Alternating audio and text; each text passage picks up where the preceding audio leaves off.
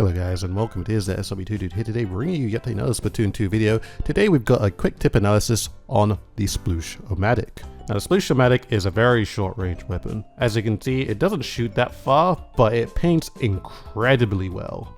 The Sploosh-o-Matic is a very high damaging weapon as it does 38 damage per direct hit. This means that this weapon is a 3-shot kill.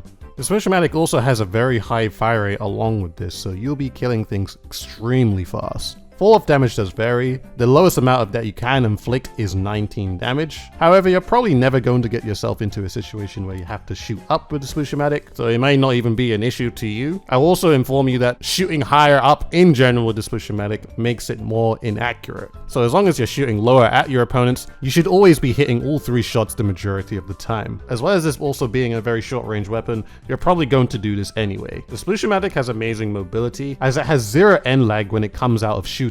This will allow you to perfect movement to the fullest, and it'll also be very helpful to get out of situations due to the lack of range that you do have. The Sploosh-o-Matic in this game is lucky enough to have 3 different variants. The first of which, of course, is the Sploosh-o-Matic, which has a curling bomb that you can hurl towards your opponents. The distance can change depending on how long you hold the sub-weapon button. This variant also comes with Splashdown, which will launch you into the air, performing a large earthquake, which will destroy any of your opponents that are close by. The second variant is the Neo Sploosh-o-Matic. This one in particular comes with squid beacons as its sub-weapon. This will allow you to plant a beacon anywhere you choose, and it will allow any of your teammates or yourself to super jump to at any time you want. The special weapon the Neo Sploosh has is Tenta missiles, which will allow you to lock on to up to 5 targets, which will send a barrage of missiles hurling towards them. The last variant is the Sploosh-o-Matic 7. This variant comes with Splat Bomb, which is of course a bomb that you can roll on the floor and throw in general to destroy your opponents. And the special weapon is the Ultra Stamp, which is an extremely large hammer that will turn you into a train, slamming down and killing anything that goes before it. You can also throw this hammer at anyone who tends to look funny at you. These are some of the builds that I would use using a Sploosh-o-Matic. Personally, I really do like the addition of having some run speed on the Sploosh-o-Matic. Just allows you to catch up to your opponents. This weapon in general also has a really fast strafe speed, and run speed also does help that quite a bit. Ninja Squid is very helpful to Sploosh-o-Matic since it does have really low range. So the majority of the time, you're not going to be attacking people head on, as you're probably going to lose that range game. So if you decide to choose to swim up to any of your opponents,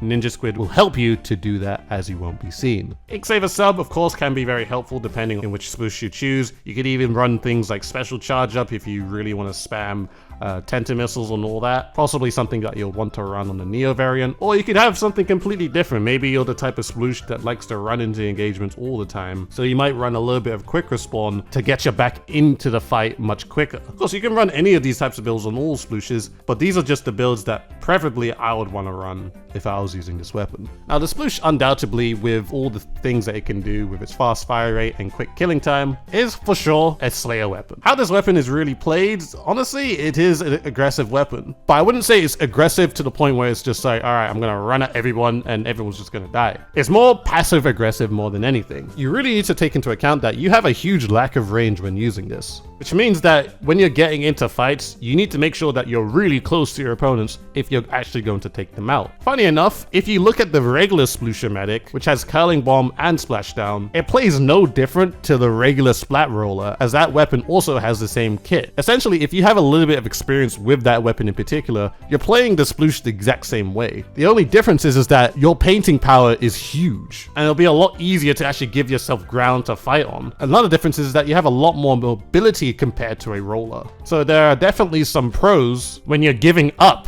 the range that the roller might have. I would honestly say this weapon in particular is probably one of the most misunderstood weapons that has ever existed when it comes to Splatoon. It's been called names, it's been memed on, it's been always called bad, and it's probably just because of how the meta is in Splatoon, where range is really greatly favored in this game.